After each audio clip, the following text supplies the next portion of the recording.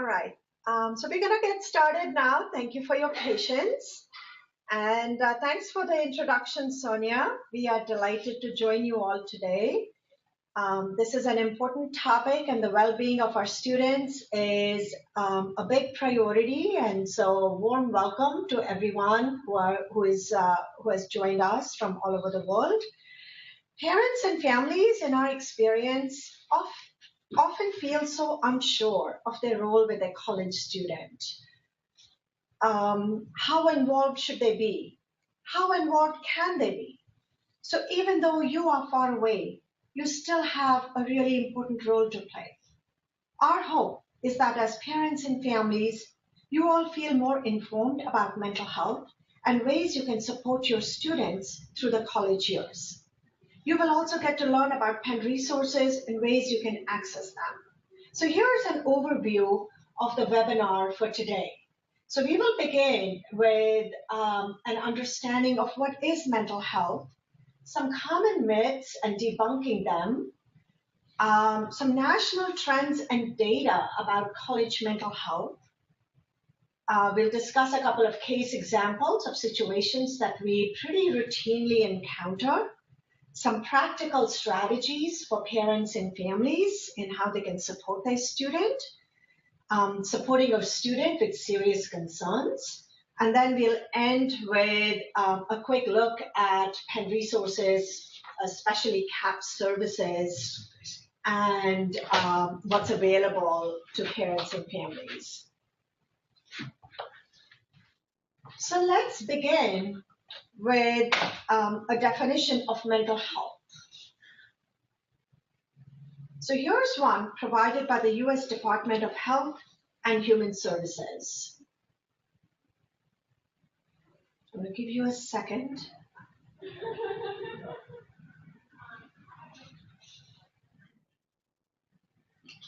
Keep going. Okay. So here's a definition by US Department of Health and Human Services.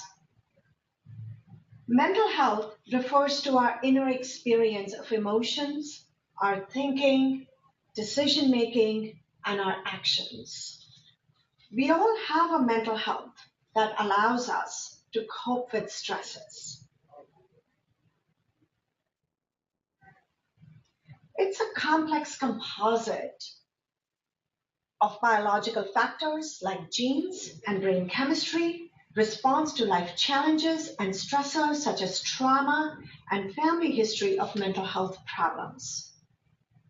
Mental health issues are very common, but help is available, and people can and do get better.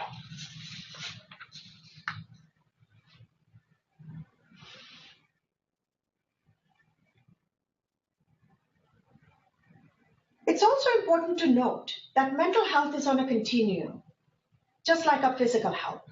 So using a physical health analogy, one may get a cold or the flu, which is a temporary condition, and with some rest, one can bounce back. But one can also have a more permanent and serious condition like diabetes. If that's managed well, one can live a pretty functional life. However, if it's not, it can be pretty debilitating.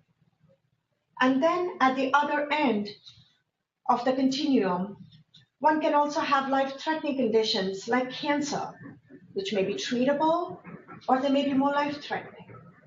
Similarly, with mental health, one may have mild and normal stressors, reactions to life events that may cause little to no impairment. But one can also have more mild to moderate conditions of mental distress, like anxiety and mood disorders, which may require more ongoing attention and treatment. At the other end of the continuum, one may have more serious mental illnesses, which may be fairly debilitating. So it's important to know that there's a range of mental health issues that affect functioning in a variety of ways and require different levels of intervention. However, in a college community, what we typically want to focus on is mental well-being and ways of thriving and resilience, and how parents can be involved in supporting their student. So I'm going to invite Bill Alexander into this discussion now. Bill, there are several myths that exist about mental health that are important to address. Let's talk about a few that we commonly bump into. I can see we are having a little bit of an issue with the movement of slides. Okay, no, we are fine. All right. So let's talk about a few that we commonly bump into. So one that I hear a lot about is that mental health problems don't affect everyone, but just a few. So can you tell us what are the facts surrounding that? Sure, thanks, Meeta, and welcome everybody. I'm glad to be here. The facts are that mental health issues are very common and they affect everyone.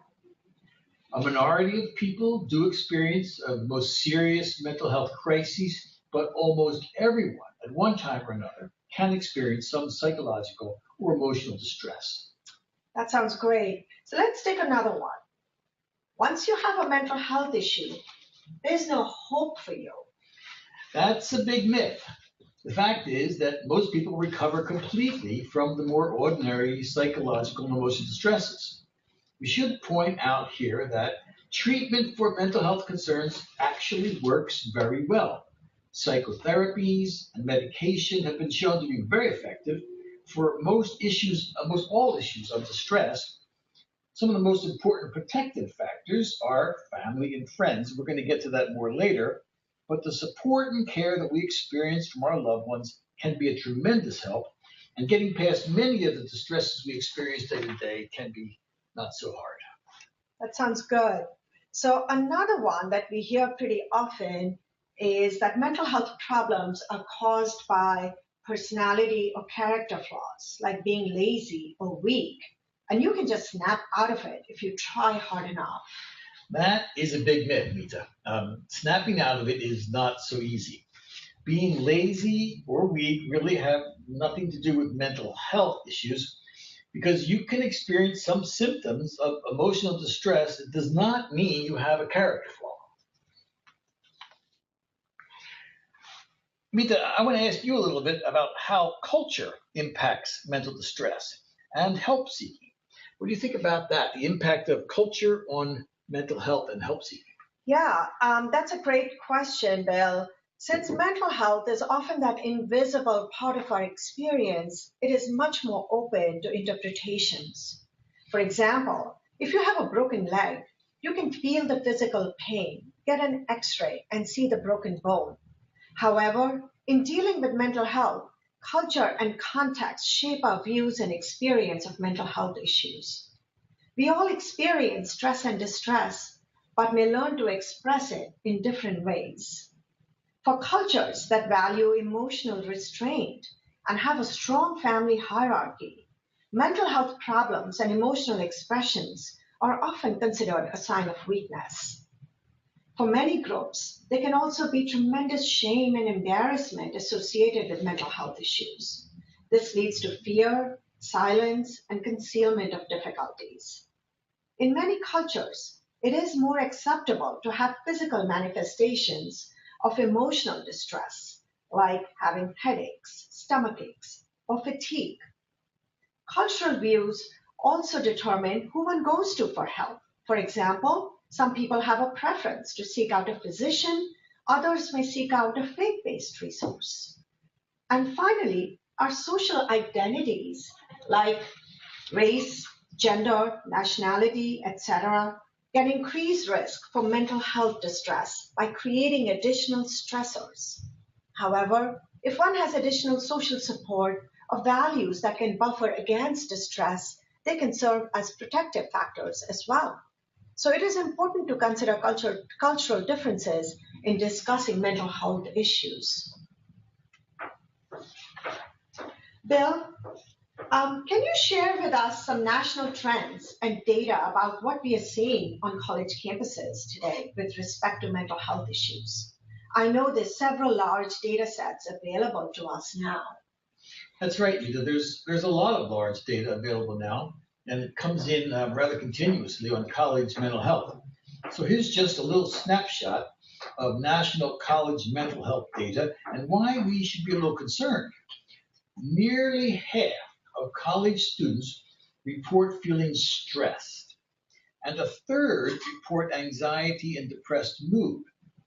It is really important to note that 75% of lifetime mental illnesses have their first onset in the mid-20s, which of course is this college-age population.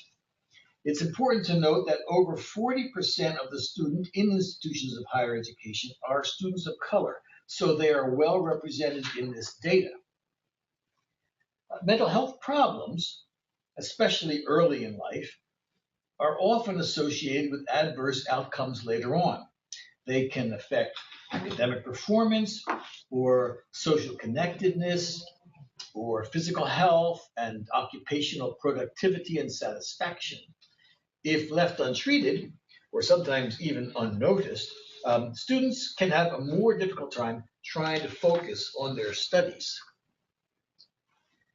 I'm going to switch a little bit to help-seeking behavior in college students now. There's also some interesting data available on help-seeking behavior that I think will be interesting to our audience. So in a large Healthy Mind study with 13,000 respondents at 26 campuses done in 2009, they found that of all students with an apparent mental health problem, only 36% received treatment. Of these, minority students were less likely to receive help, and of course, treatment use was higher among women and whites.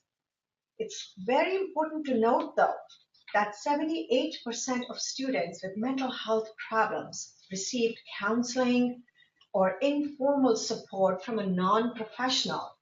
So friends, 67%, family members, 52%, were the most common sources. Bill, we are also extremely concerned about mental health crises among our students, especially suicide. Can you tell us a bit about what the data show with respect to suicidal thinking and prevalence in this population? Yeah, it's a very important topic, Meeta. We try to remember that these type of crises are rare occurrences, but they do happen. This kind of crisis is an acute situation that poses significant risk or harm to oneself or others. So here's a little snapshot of suicide data on college campuses. In a given year, 7% of college students are going to have some thoughts of hurting themselves, and a smaller but significant number are going to actually try to hurt themselves. It's important to note that most people, including college-age students, thinking of suicide will often provide some clues. The majority of students who have some suicidal thoughts do not seek help, which is a big problem. This number is always actually very stunning to me, conveying the importance of educating ourselves and friends and family, and to continue our efforts at destigmatization and encouraging help seeking. So I know we referenced some of this before, but just to again emphasize, we also know a fair amount about protective factors for this age group. So here's what we know about what's protective.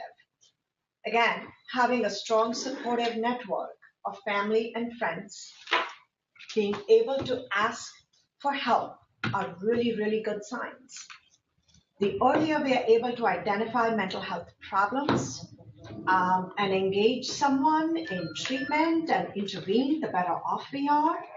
We also know that students with good problem-solving skills who are able to employ strategies and mobilize themselves through life challenges, usually do pretty well. So what I'm going to do now is switch to kind of at this point, see if we can talk about a couple of cases, situations that we encounter to shed some more light on student mental health experience here at Penn.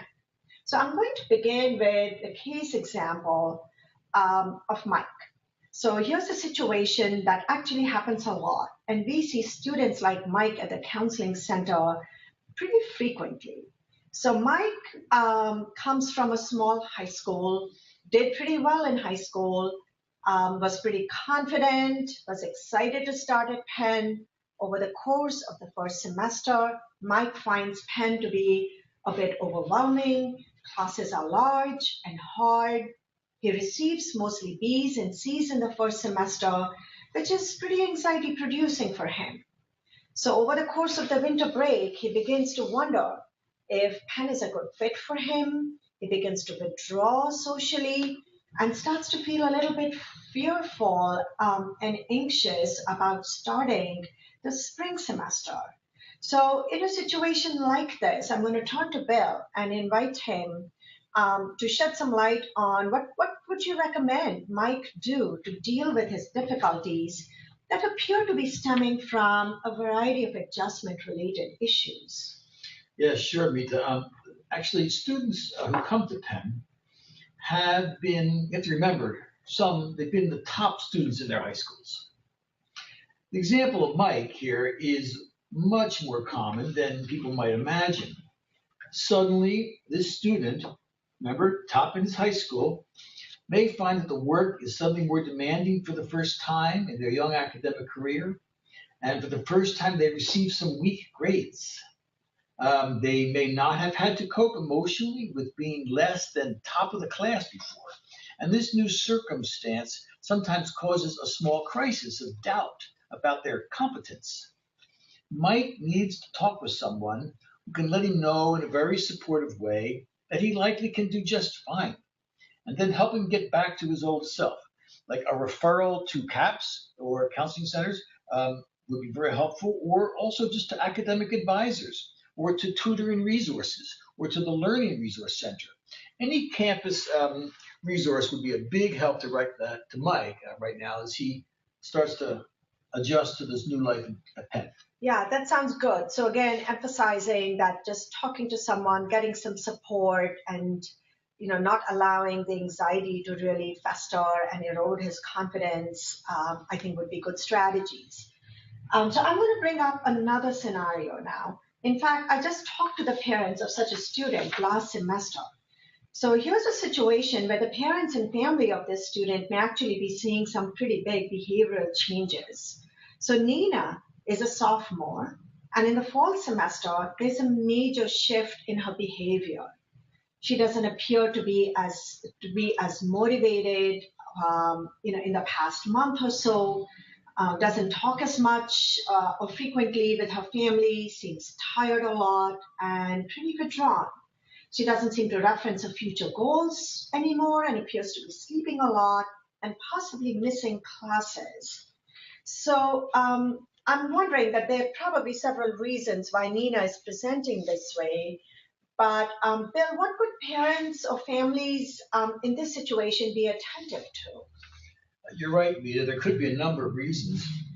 This experience of Nina could be the beginning of a more serious mental health problem, but maybe not. Nina needs to be evaluated as soon as possible by a professional at CAPS.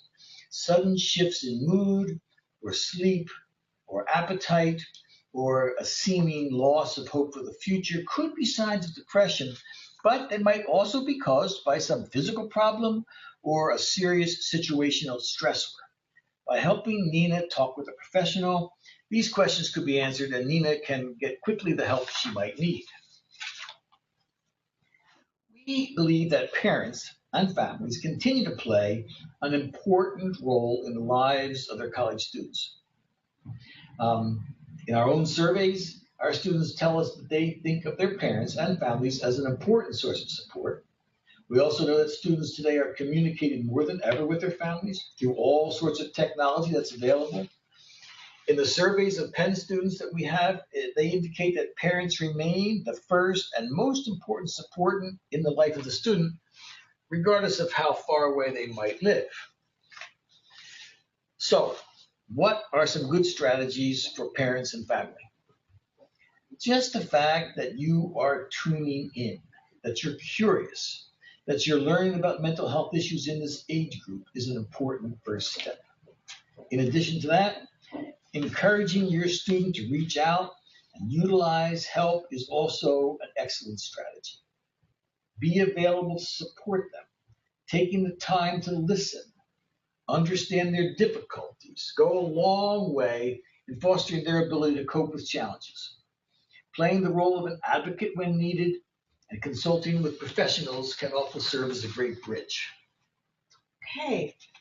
I'm going to switch a little and talk about the mental health services available at Penn and how parents and families can utilize us. So CAPS is Counseling and Psychological Services and is Penn's mental health center that's available to all undergraduate, graduate, professional students.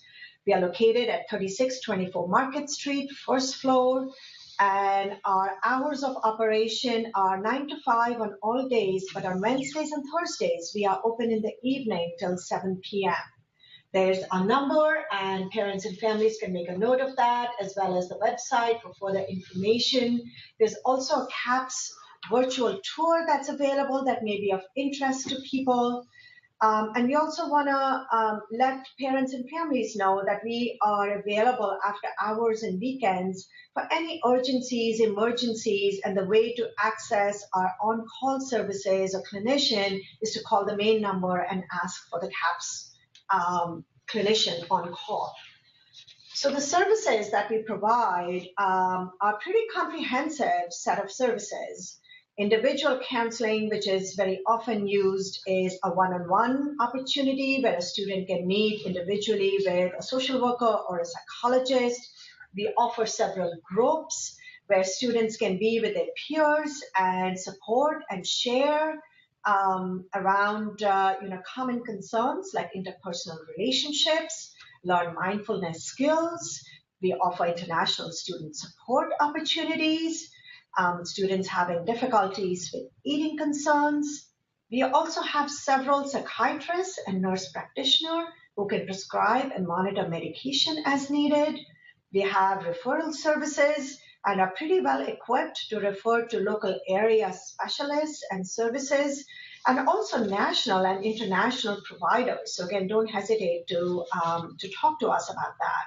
One of our big strengths is just how integrated we are in the campus community and our collaboration with campus partners and our ability to work as a team. So it's really important for Penn parents and families to know that your student can actually develop their own support team to really work with them. We have a pretty large public health model through which we provide information, education, workshops on topics like managing stress, mental health topics like depression and anxiety management. We train faculty, staff, and students on recognizing signs of distress and being able to intervene appropriately. All of our services are free, as in there's no charge, there's no insurance, no billing, no copay. And all of our services are also confidential. I'm going to talk a little bit about confidentiality for parents and families because it's really important to understand that, especially in dealing with mental health issues and dealing with mental health professionals. So over the age of 18, there is confidentiality to all those who seek mental health care. This is an ethical and legal requirement of providing counseling or mental health treatment. However, always know that in the event of a crisis, or a concern regarding safety of a student, professionals will always consider breaking confidentiality. A student in counseling can also give consent so their counselor can share and talk to parents and families. In any case, we always encourage parents and families to call us with their concerns and talk to the counseling center staff. We are always available to listen, even if we can't share, and are still available to advise you regarding general best steps you can take to support your student. So ways that you can access CAPS is you can call us, especially in situations, and get consultation if you're unsure of how to approach a student or how to intervene. You can also call us if you're feeling really worried, but your student is refusing to come to CAPS. And for any, again, after-hour emergencies, you can access us and talk to our on-call clinician. So perhaps we can now end the presentation by taking a look at some CAPS data. Bill, I'm going to turn to you again and invite you to share some data with us regarding how many students are seen at CAPS and for what reasons. Sure. As you can see from the slide, Meeta, the number of students who get help at CAPS has increased rather remarkably over the last several years. We see about 16% of the total body, student body at Penn, but that breaks down in a different way. 20% of the undergrads in any given year are seen at CAPS, and 10% of the grad students.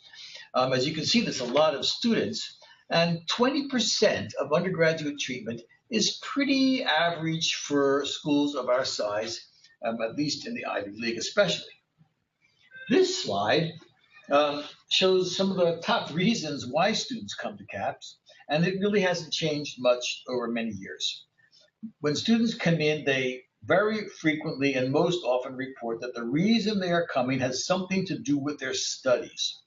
Once we begin to know them and talk with them, it becomes clear that they might be coping with a mild to moderate depression or anxiety. Over the past years, this is a national trend, not just at Penn, anxiety has become the #1 presenting clinical problem. And although that may be what we see clinically, it doesn't mean necessarily that's what students tell us when they walk in. Other reasons students report coming are to deal with relationship issues or issues of concern over their careers. So those are the top reasons, and that's kind of how many students come to CAPS. Great. So I guess we can switch to the question and answer portion of the webinar now. All right. Parents, I would like to invite you to submit your questions via the Q&A box on the right side of your screen.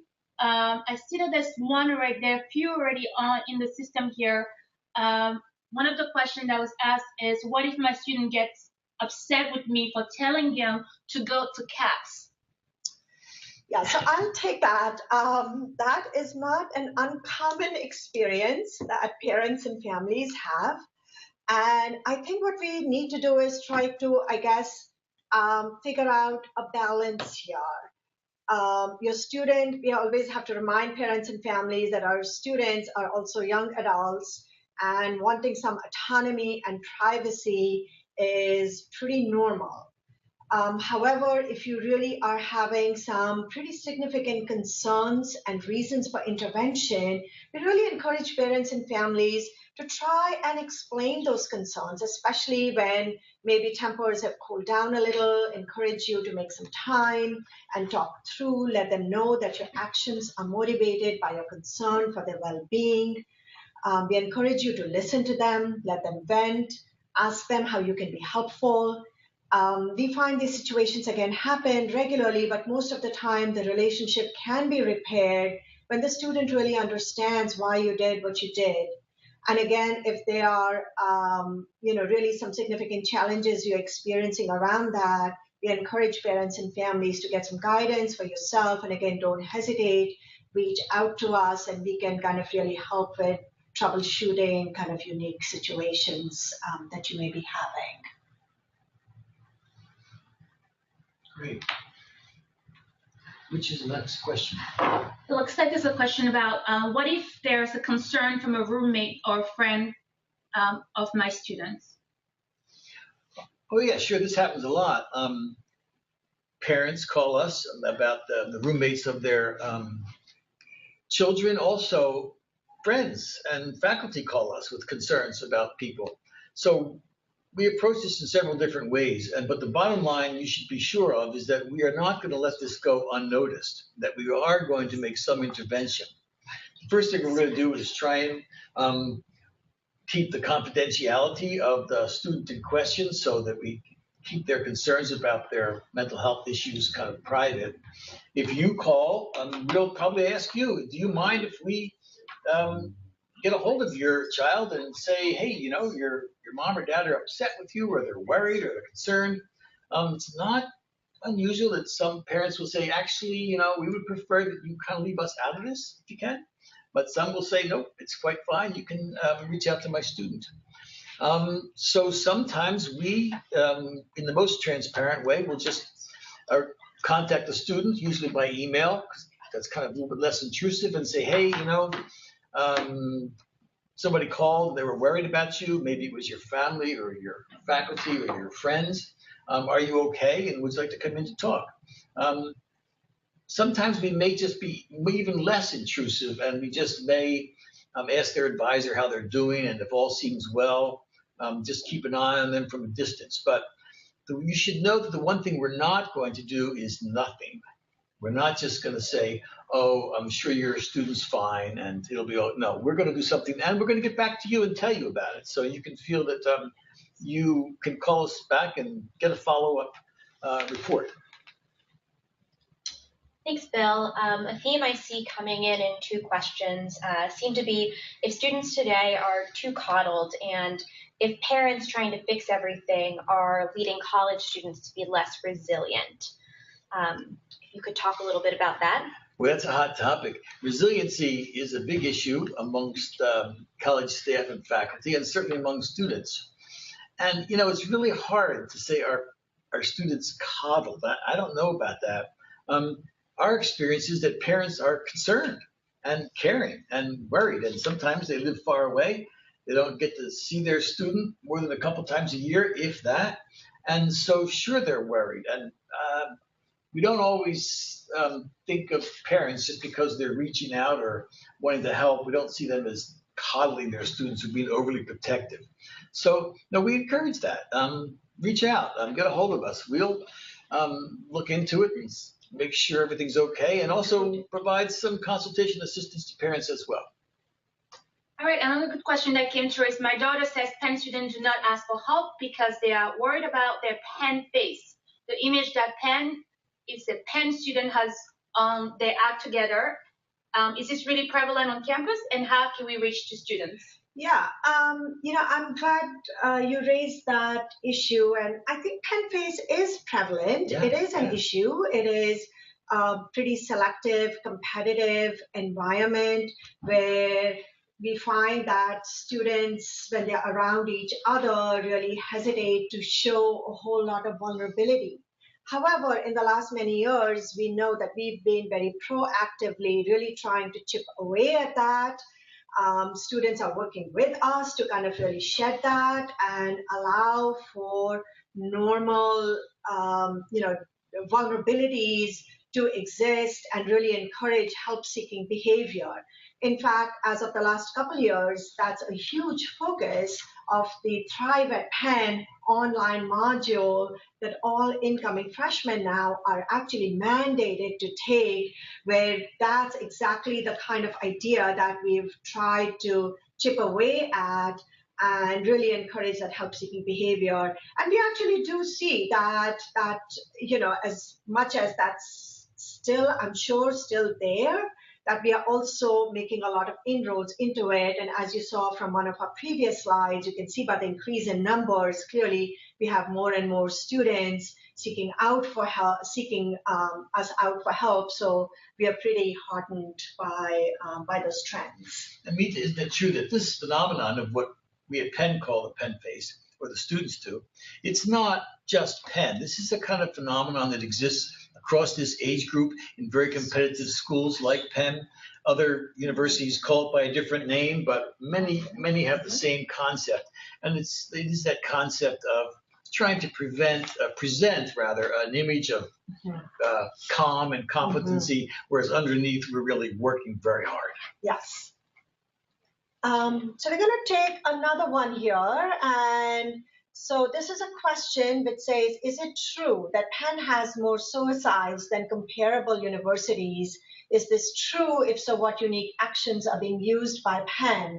And that's exactly, I think, the reason why we actually wanted to address the issue, and we had a slide there sharing some national trends and data because it's really important to understand the prevalence of this, which is a growing public health national concern here.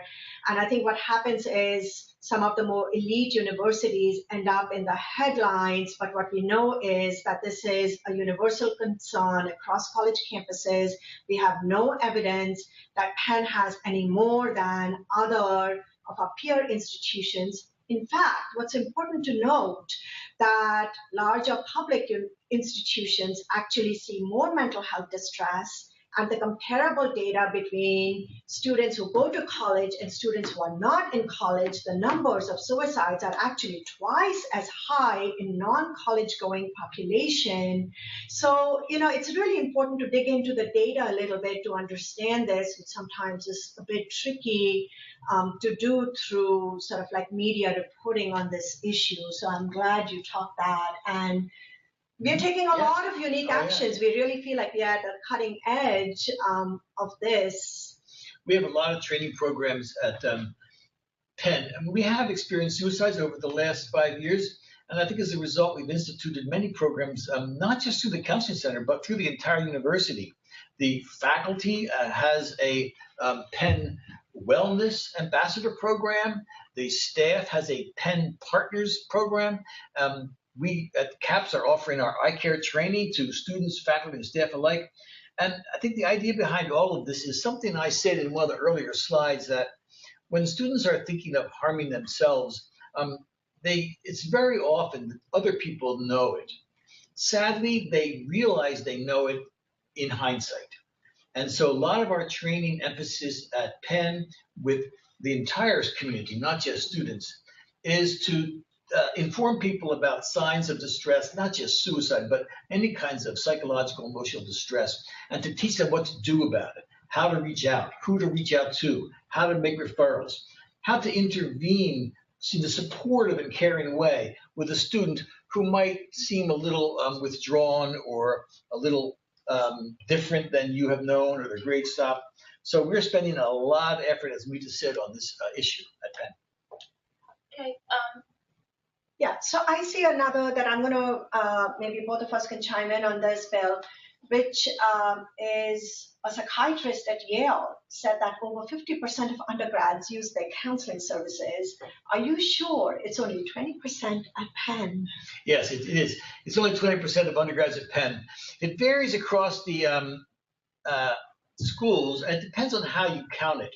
And we count 20% are in absolutely direct service, and that represents a couple thousand of the undergraduate population, over 3,800 of the total population. What's not in that figure are the almost over 6,000 students that Meeta reaches with her outreach program every year. So when you compare schools, you have to be very careful who's counted. We're counting direct clinical and numbers. also what the counseling, I think, model is, and from my understanding, I'm not going to talk necessarily about Yale, but many of our peer institutions also have session limits in what they offer, and it's hard sometimes to also, know, are we comparing apples and oranges, because many of our peer institutions which also have very different models, so service delivery models. As you look across schools, you will notice that small, especially very small private liberal arts schools see very high percentages, and larger schools, not so much. So that actually segues in, I think, beautifully into another question, which is, for how long can a student see a psychologist at CAPS? I understand there's a time limit. That's a great question. We get that all the time, especially from students. So the answer is, no, there is no time limit at CAPS. There's no policy limiting how long you can be in treatment at the counseling center. We offer treatments of behavioral treatments like psychotherapies, both individual and group.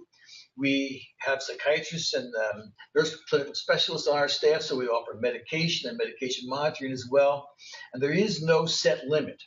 Having said that, the average student that comes to CAPS comes for anywhere between 7 or 8 times or a semester, most likely. So we have certainly a very small percentage of students, maybe 5 to 7%, who are with us for more than that, maybe for a year or more. And most come many maybe even most, come for under 5 sessions. What drives us is the number of students seeking our help, and we have enormous available resources beyond the counseling center. So it's important to remember that the counseling center is not the only treatment center within the Penn community. Just to name a couple, we have lots of specialty clinics in depression and anxiety. We have the entire outpatient department of the psychiatry department. So we have lots of venues, and CAPS can refer students to many, many of those. But by policy, no, we do not have a limit at CAPS. Okay, great. So I'm going to take another one here, which again is a frequently asked question, and I think is an important myth to debunk. Will I be planting ideas in my son's mind if I ask him about depression or suicide? And we want to tell you absolutely no. In fact, it may actually be a good thing to ask, because if somebody is not feeling suicidal, they're probably going to say no, and they may be experiencing depression, and that doesn't mean there may still be distress going on, which may be helpful. But if they really are, I think there's a missed opportunity there for intervention. So asking in a really supportive, gentle way can actually be really, really helpful to someone who may be feeling really isolated, and may offer actually some relief there. So it's a pretty common myth that people have, that by asking, you're planting ideas, and actually all the research evidence to the contrary says asking actually is a good thing. So please, yes, it's fine to ask. So something that I saw in the question box that you also addressed in your example about Mike is, what if a student is not doing well academically? What can a parent do? Should that be referred to CAPS? Bill, you mentioned working with campus partners. How would you address that? Yeah, it can certainly start with CAPS, and we do get parents calling who are saying, I'm really worried about my students' academics. They're not what I used to see. And as in the example, we don't want to just immediately leap to some psychological or emotional stress.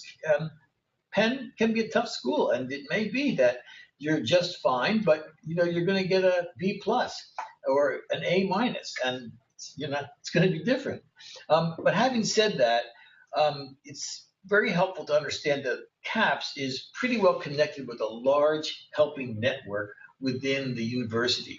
And that includes all of the academic advising offices of the undergraduate schools, the Weingarten Learning Resource Center, the tutoring center, the student health services, just lots and lots of people. So if a student comes to us and they say, we're worried about my grades, or even a parent, we are going to look into all those things. We're going to advise the student be in touch with their advisor, talk about their study habits, and we are going to do our part and examine, well, are you sleeping correctly? Is your mood okay? What are the social factors that may be impacting? Are you pledging? Are you getting enough sleep? All these things we're going to look into in a much more holistic way. So we don't want to just jump to one reason might be the reason why your academics seem to be in trouble. There could be many, but certainly call CAPS, it's a start. Okay, so then I saw a couple of questions that I'm going to combine here, which were about wait times at CAPS and availability of counselors, and why, and which was, again, somebody referenced the 37% who are seeking help, and I want to remind people that was a national data, that wasn't Penn-specific data. So I wonder if we can talk a little I think we've done a lot in the last couple of years to reduce wait times. We have consistently been hiring more counselors.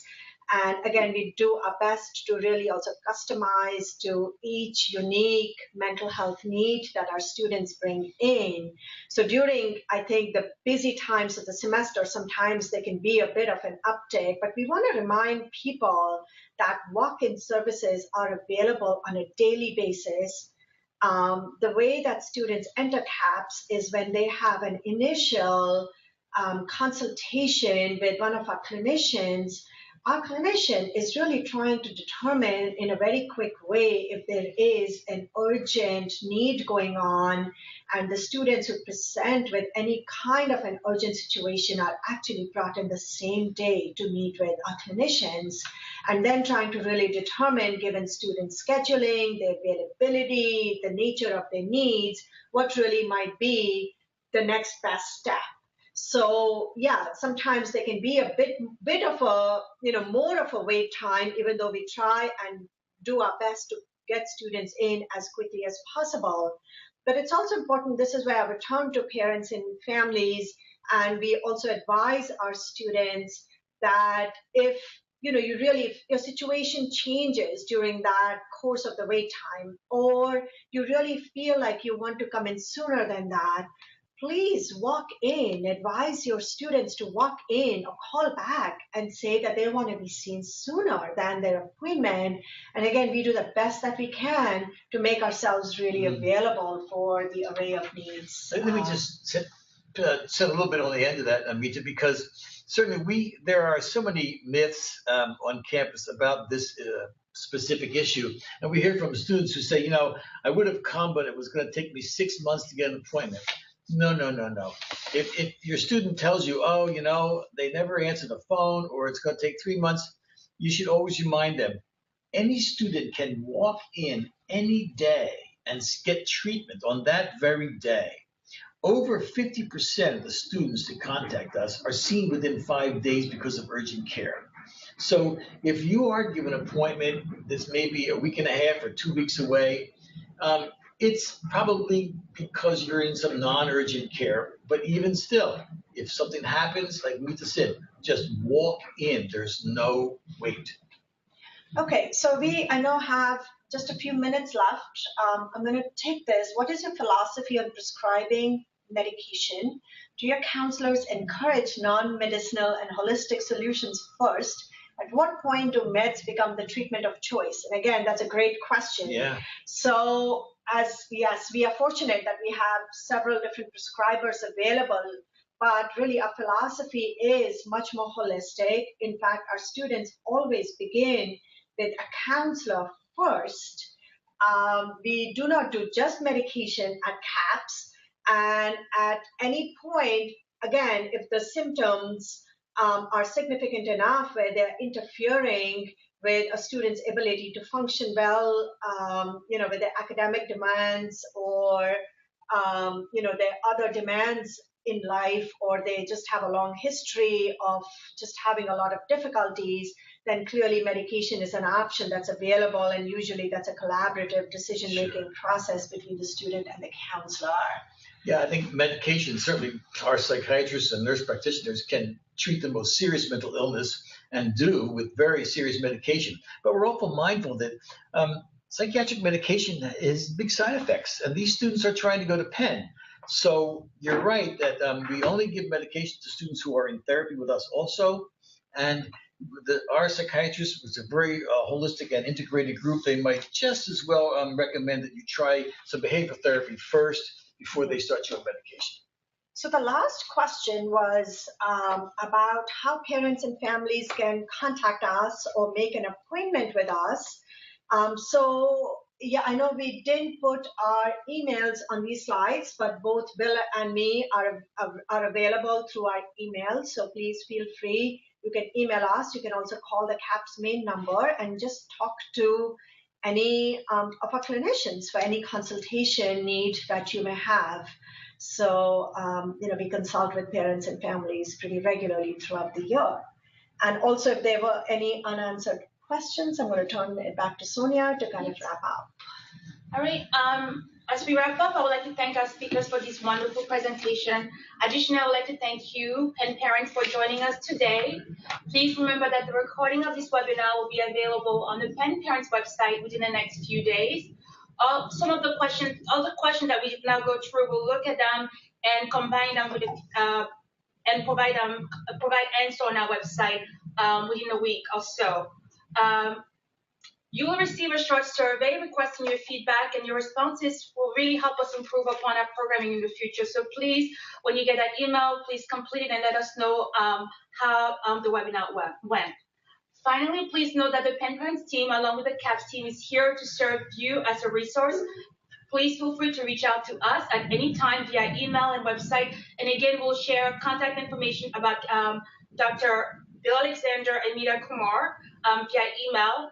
Thanks again for joining us today. This concludes today's webinar.